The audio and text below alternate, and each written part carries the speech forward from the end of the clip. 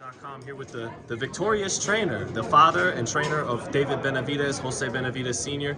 Jose, man, what changed for David? What got him to get from going the beginning, I Yeah. told everybody, you guys are going to see a different David, a David that, a lot of people say he's flat-footed, he has no defense, can't cut the ring off, and I told everybody, David's only 26 years old. He's getting better and better and better as time goes by, and we proved it today, Caleb Plant's a great fighter, man. You can see, the speed, the footwork, and all that, that he had.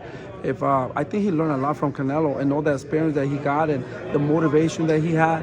Man, he brought it all tonight. But at the end of the day, David was figured him out, and we made some adjustments, and we finally give him a beating, and that's what people wanted to do. And I see in the like on the 9-10 round, I see his corner. They want to stop the fight. They were ready to throw the towel, but I think the referee kind of gave him a big break, and helped him a lot. He got hurt a lot of times, and then he comes to give him a blow, and that changed the whole thing, But at the end of the day, I'm super satisfied that we didn't get the knockout. We gave the fans a hell of a fight, and these are the fights that people really want to see. They want to get entertained because it looked like he was going to come, and then he comes in the bottom. There was a lot of drama, man, on the fight. So great fight. That's what makes it very interesting. And why was Plant, in those first 5 rounds, he fought very well. Why did he make the fight a little tougher than David thought it was going to be? What was he doing? Like I said, man, he was so motivated, and I think that David kind of motivated him to stay focused and to stay more disciplined. He's a disciplined guy too, It's just the level, and I don't think he wanted to lose, man. So he did everything he could and studied David, and they had a great boxing plan. But at the end of the day, we had the better one, that because we knew, and I've been studying Caleb Plant for almost 5 years, man, and we knew what was going to work. And the most important thing, we had to stay low, move your head, and cut the ring out, because if you stay straight, and David got hit like in the 4th round, he got hit with the punch. He stayed a little bit straight.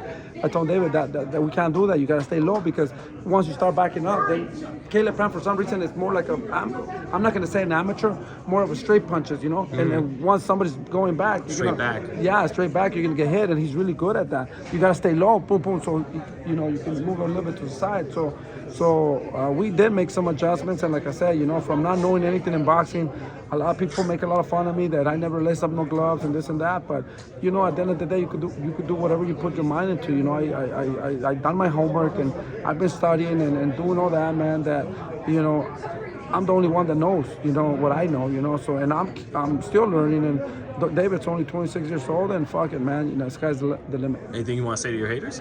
No, man. To be honest, I want to thank all the haters. I want to thank all the good fans. At the end of the day, we got to prove them, that we belong here and that we can fight anybody, I think we gained a lot of fans today, and at the end of the day, good or bad comments, motivates me, to be honest. And I learn from that, because we're not better than nobody, man. We're just trying to survive and get better, make a little bit of history, and shit. I have made a lot of history now, So I'm happy. I'm satisfied. Whatever I get is extra. So I'm super happy and super proud of my kids. What were Caleb and David saying to each other? Oh no, he came over. I was surprised. I wasn't even thinking about talking to him. He came and he apologized, man. That's the best feeling I could feel. I'm a man. I'm a man, and if I'm wrong, I'm gonna go and apologize. But some people they don't do that. He did it, and to me, means a lot. And I told him, I know we can't be friends, because of all that. No, fuck that shit. Forget all that shit, man. I could be your friend. And I'm not ashamed to say that. And I'll give him a big hug. It feels like you've let it go. Yeah, I let it go, and I had to let it go. And I told him, no, man, you don't want to be my friend. I want to be your friend. At the end of the day, he's a good guy, bro. He's very dedicated too. He's a good parent. And I told him, dude, I'm gonna tell you right now, I did not say that.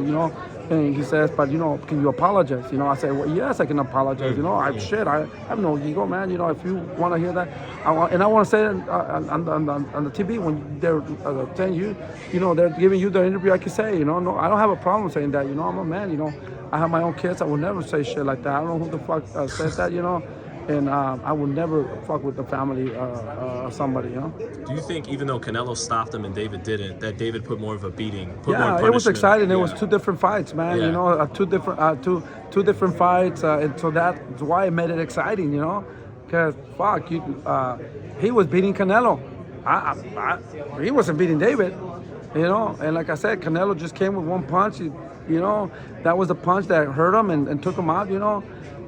But David gave him a beating. So we proved the point today that David's ready to face anybody at 168, face Canelo, and that's the fight that everybody wants to see. Will you guys be paying a visit to Guadalajara ringside? Nah. No, but isn't that a chance for the Mexican media to meet him and get in front of him? And he speaks Spanish, and this kid is a nice kid after all. That's not going to do anything. At the end of the day, he has to wake up and want to make the fight because the people, they already know David. It's like me begging him, to fight. We already have 3 fights lined up, we have a contract with 3 fights. Bubu Andrade is in there, David Morrell is in there, Charlo's in there. He was at the fight tonight, Charlo. Huh? She was at the fight tonight, He was at the fight today, that fight could happen, Yeah, for sure, but that guy just opens his mouth all the time, and let's make it happen, he hasn't fought for 2 years. Do you believe him that he really will Hell fight? no, he hasn't fought for 2 years. He hasn't fought for 2 years. Well, but even if he gets a tune-up, like in the next year. No, he will never fight David Benavidez too, he passed his prime, he's the champion, but he hasn't defended his belt for 2 years, so, and he's been drinking a lot. Every fucking place I see him, he's drunk, so everybody knows that. So come on, bro, I think he's just holding those belts right there, so. At 160, not that I care because I don't have nobody at 160, so fuck it, I don't care. He can hold him for whatever. But coming at 168, definitely David will fucking stop him. It would be explosive though, wouldn't it? More toe-to-toe? I think he will stop him. Like I say, the discipline, Caleb Plant's a very disciplined kid. He maintains, and like I say, look what happened to him. What's going to happen to a drunk guy, He's always drunk, bro. Every time I see him, he's always drunk. So, at the end of the day, come on, man. At least, don't do that in front of people. If you're an athlete and you hold all those belts, why haven't you fought for 2 years? All right, that's it. All right, and thank you, man. Just punching out of that clinch, man. Thank you, brother.